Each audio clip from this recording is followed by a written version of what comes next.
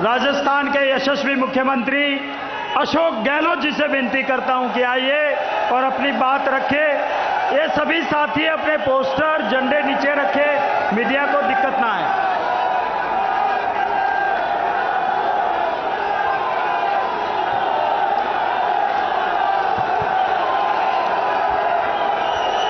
हमारे महबूब नेताजी मल्लिकार्जुन खड़गे साहब, अली रंजन चौधरी जी, भूपेश बघेल जी, तमाम हमारे मंच में बैठे हुए तमाम जनता, तो हमें कहने की कोई आवश्यकता ही नहीं और तमाम बातें भूल गए। हमारी सरकार के वक्त में जो आंदोलन करवाए गए थे दिल्ली के अंदर, अन्ना हजारे जी से भी, यही केजरीवाल आज जो राजनीति कर रहे हैं वो भी हदें पार कर रहे हैं असत्य बोलने की। किस प्रकार देशवासियों को गुमराह कर रहे हैं, पूरा देश देख रहा है। तो आप सोच सकते हैं वो षड्यंत्र था हमारे खिलाफ में। शानदार काम हो रहा था यूपी गवर्नमेंट में। सोनिया गांधी जी ने मनमोहन सिंह से मिलकर के वो काम किया, कानून बना के अधिकार दे दिया, नरेगा का, रोजगार का अधिकार दे दिया महात्मा गांधी के नाम से। उन्होंने किस प्रकार से 2 रुपये किलो गेहूँ, 3 रुपये किलो चावल दे दिया, अधिकार देके कानून बना के पार्लियामेंट के अंदर राइट टू एजुकेशन दे दिया, आरटीआई दे दिया। और एक माहौल ऐसा बनाया गया, जो लड़े हम लड़े थे आरटीआई के माध्यम से, ट्रांसपेरेंसी रहनी चाहिए। और उन्होंने 2G स्पेक्ट्रम, कोलगेट के स्कैंडल, वो CNAG साहब कहाँ चले गए, अब गायब हो गए। 1,76,000 करोड़ के घोटाले हो गए। ये षड्यंत्र करके सरकार को बदनाम करने की कोशिश की गई, उसमें वो कामयाब हो गए। और सच्चाई कभी छिप नहीं सकती है। अब जो महंगाई की मार है देशवासियों पर, कमर तोड़ चुकी है देशवासियों की। मेरे पूर्व वक्ता ने बताया आपको, बेरोजगारी की तो हाहाकार मर गया लोगों में। जो रईसी नौकरी है वो भी जा रही है। और ये सरकार इतनी झूठ आधारित है। मुझे याद है 2019 के अंदर NSSO ने जो संगठन है भारत सरकार का, उसने आंकड़े निकालने का प्रयास किया सच्चाई का, बेरोजगारी का। मोदी सरकार ने रुकवा दिया। उस NSSO के अध्यक्ष को, चेयरमैन को, मेंबर को इस्तीफा देना पड़ा।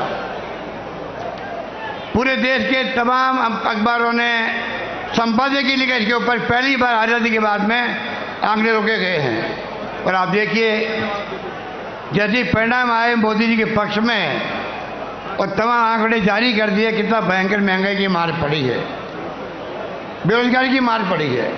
तो मैं कहना चाहूँगा, आप सब राहुल जी को सुनेंगे, इस सरकार की करने में अंतर है। ये सरकार मुकुटा पहने हुए लोकतंत्र का, इनका कोई यकीन नहीं लोकतंत्र के अंदर। ये फाशिस्टी लोग हैं, धर्म के नाम पे राजनीति कर रहे हैं, बर्बाद कर रहे हैं देश को। लोग चिंतित है, बोल नहीं पा रहे हैं। एजेंसियों का दुरुपयोग कर रहे हैं, ED का, CBI का, इनकम टैक्स का, आतंक मचा रखा है।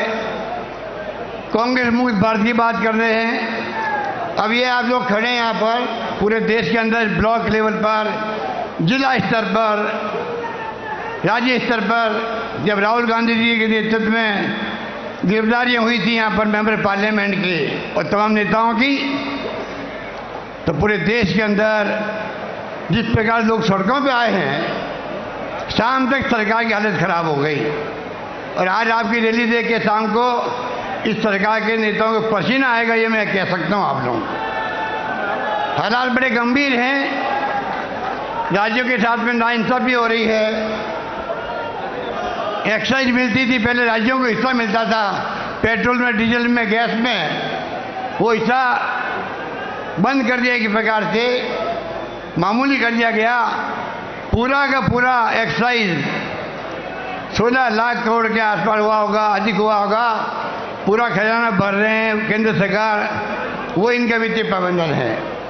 इसलिए आपसे मैं आह्वान करना चाहूँगा, ये तो शुरुआत है आपकी।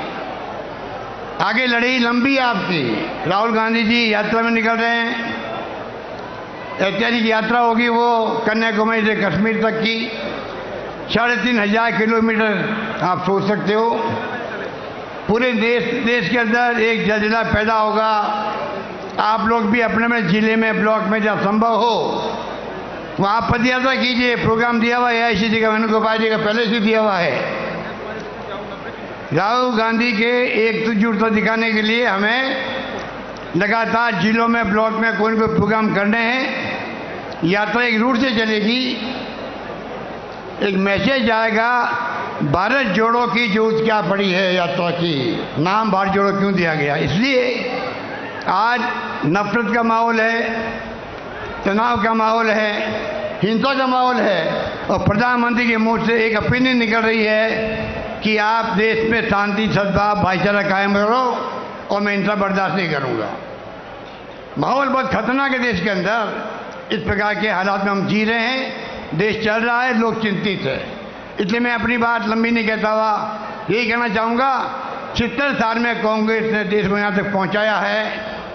अगर दुनिया में आज सम्मान है देश का, इसलिए है कि पंडित जवाहरलाल नेहरू से लगा कर आज तक जिस प्रकार इंदिरा गांधी हो, राजीव गांधी हो, नरसिम्हा राव जी हो, सोनिया गांधी जी आई जब बन करके अध्यक्ष कांग्रेस की, डॉक्टर मनमोहन जी आए, जो आज जो सफर तय किया है उसके कारण से आज देश एक रहा, अखंड रहा है।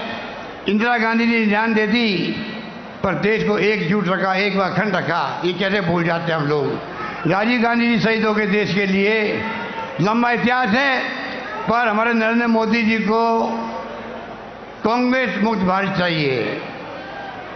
नरेंद्र मोदी जी गांधी परिवार की बात करते हैं, वंशवाद की बात करते हैं, तो पूछो इस परिवार का एक भी मेंबर पिछले 30 साल में ना प्राइम मिनिस्टर बना, ना केंद्रीय मंत्री बना, ना कोई पद लिया हो। अगर संगठन में उनकी भागीदारी है, पूरा देश चाहता है, पूरे देश के कांग्रेसियन चाहते हैं। आपके पेट में दर्द क्यों हो रहा है मैं पूछना चाहता हूँ आपको। इससे समझ जाइएगा कि इस परिवार की क्रेडिबिलिटी हाईएस्ट है कंट्री के अंदर, आपसे भी ज़्यादा है। चुनाव जीतना एक बात है, प्रधानमंत्री एक बात है बनना, पर जो रेस्पेक्ट कमांड करती है सोनिया गांधी, इनका परिवार देश में हाईएस्ट है, उससे आपको तकलीफ क्या होती है? इसलिए मैं ये कहना चाहूँगा आपको लड़ाई में पूरी भागीदार बनना है, मजबूती के साथ में। अंतिम विजय सत्य की होगी और सत्य आपके पक्ष में है। यही बात कहता मैं अपनी बात समाप्त करता हूँ। धन्यवाद। जय हिंद। धन्यवाद।